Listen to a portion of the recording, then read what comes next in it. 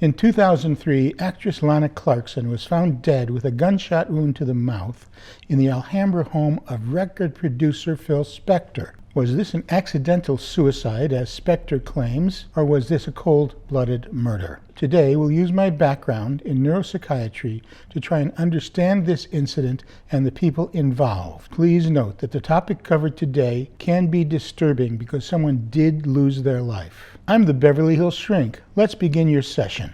Harvey Philip Spector was born in 1939 to Russian immigrant parents in New York. In 1958, he moved to Los Angeles and became a founding member of the pop group the Teddy Bears and wrote the song "To Know Him Is to Love Him," which eventually became a #1 hit.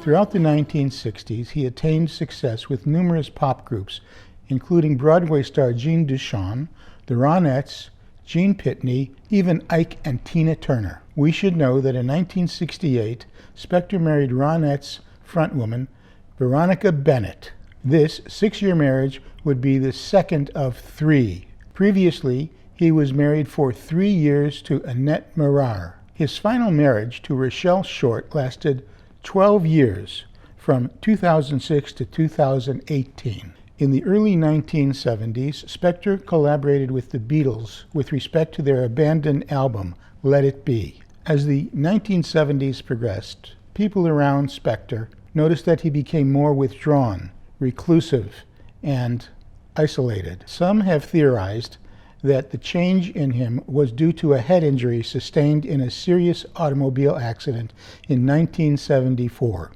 He was thrown through the windshield of his car. He was not pronounced dead at the scene because a police officer thought he noticed a faint pulse. He was rushed to UCLA Medical Center, where he had hours of surgery that saved his life. He had more than 300 stitches in his face and 400 stitches in the back of his head. People close to Spector believe that this was the reason he began to wear various strange wigs after the accident. Is there any reason that such an accident could alter a person's behavior, personality, and other characteristics? Yes is the answer.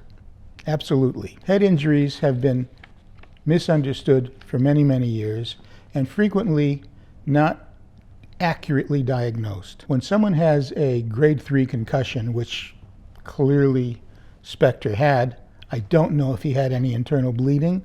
That's not in the data available to me.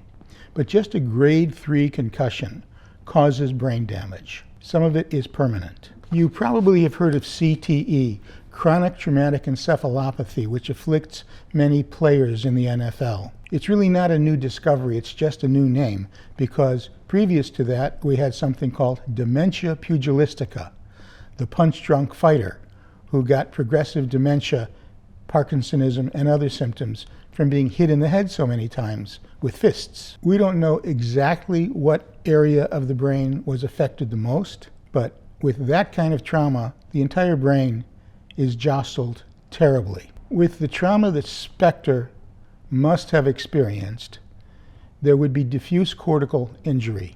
The cortex is the top of the brain, the outer surface, which is critical to thinking, behaving, acting, moving. That's the newest part of the brain in terms of evolution. But diffuse cortical damage had to be present. And in such an injury, there would be frontal lobe damage. There's always frontal lobe damage. Why?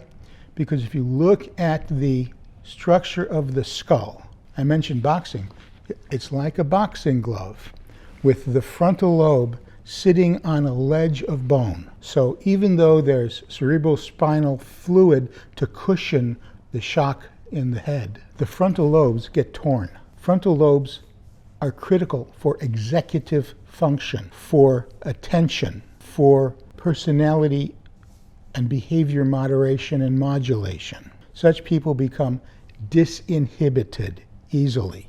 Phil was mostly inactive throughout the 1980s and 1990s, although in 1989 he was inducted into the Rock and Roll Hall of Fame.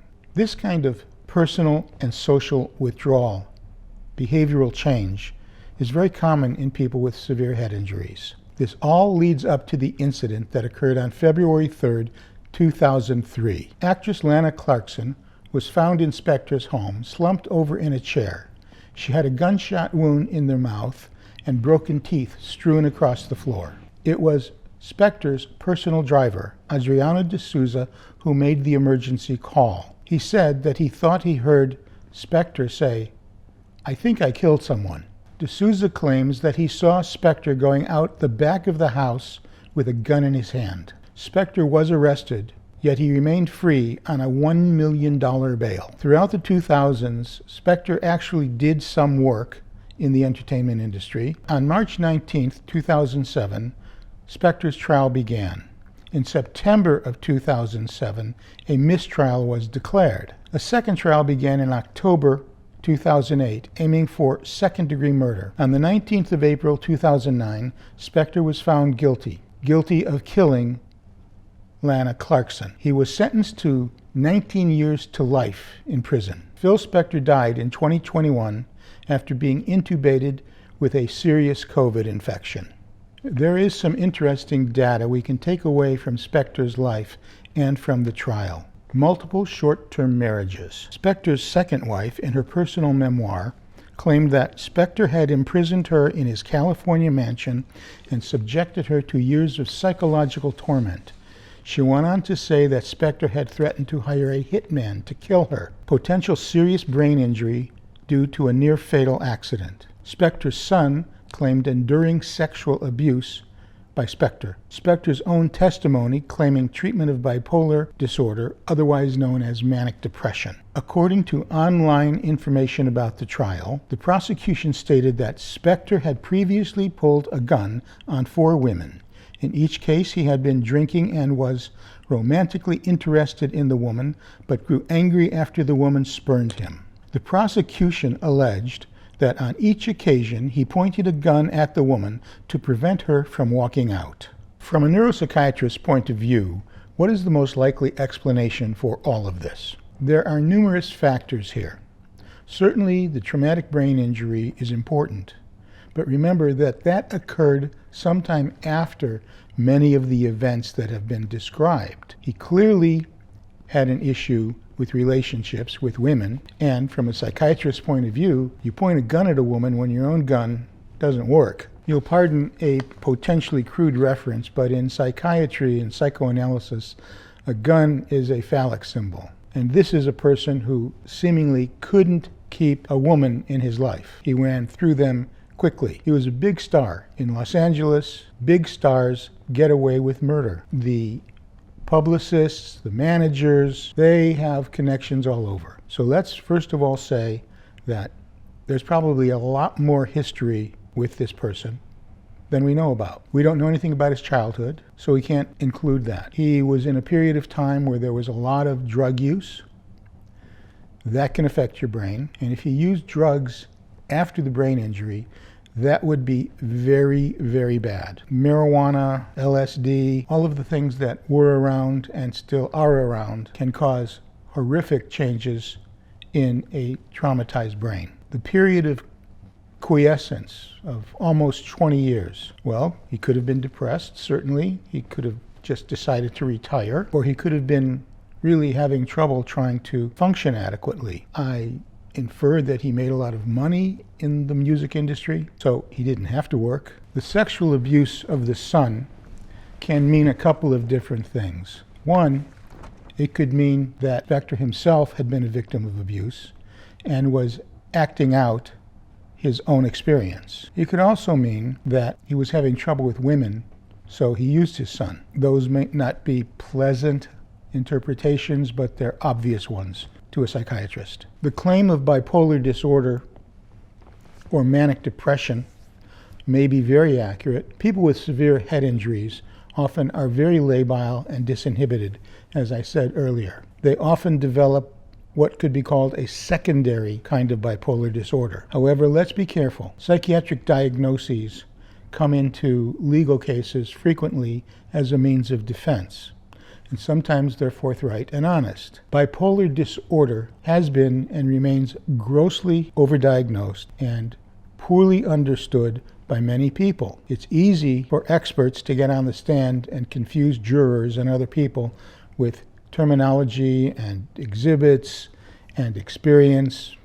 So maybe this man was bipolar. Don't know, never will know for sure, but if he was, and he had a head injury, then controlling his impulses would be very, very difficult. Exhibiting good judgment would be very, very difficult. Controlling his emotional outbursts or his need for immediate gratification. These were serious problems, or would be serious problems, for such an individual. Keeping women prisoners in his home, that's very primitive. Let me interject that I am not trying to defame this man. I'm simply trying to interpret the available data. There's got to be a lot of other information out there, and if presented, it would give us a better handle on what took place, who he was, why he was the way he was. A man who imprisons women, other than some sadistic elements, is clearly a man who can't keep women in his life. So this male-female relationship issue, which obviously was very difficult for this man, is a major element of all of this. It's highly sexualized by the gun that he used on 4 different women, holding them prisoner with a gun. In this venue, we can't go more deep into that analysis. In summary, I believe that this man had emotional issues from the start. I believe that he made enormous amounts of money, which tends to go to your head. People fawn all over you in this town. They want to be with you. They want to be seen with you. They want to be buddies. Rich stars have a lot of friends, people who know them. So he was probably victimized in that way. There comes a time when you cease to get everything you want for numerous reasons, and that's hard to take. I have to circle back to what I think was profound head trauma that altered every aspect of his behavior, his personality, his judgment, his impulse control. All of this, whether I'm a little bit right, very right, or out in left field, does not excuse what took place. It may help explain some of it. It doesn't excuse it. I need to qualify again. I didn't know this man. I never met him. I'd heard the name, certainly, and I'd heard some of the music he produced. I have no skin in the game here. Give me data. I'll try to analyze and interpret it. And I'm not always right. But if you give me 2 + 2, I'll get 4, and that's the way we're going to leave it. Thanks for joining me today. Our session is about done, so if you have any topics of interest to you that you'd like me to review, please send them in. Put them in your comment section. Because of the nature of my channel's content, we may have difficulty being monetized. Please consider supporting my Patreon. The link will be in the description below. Please like, comment, and subscribe. And please be on time for your next session with the Beverly Hills Shrink.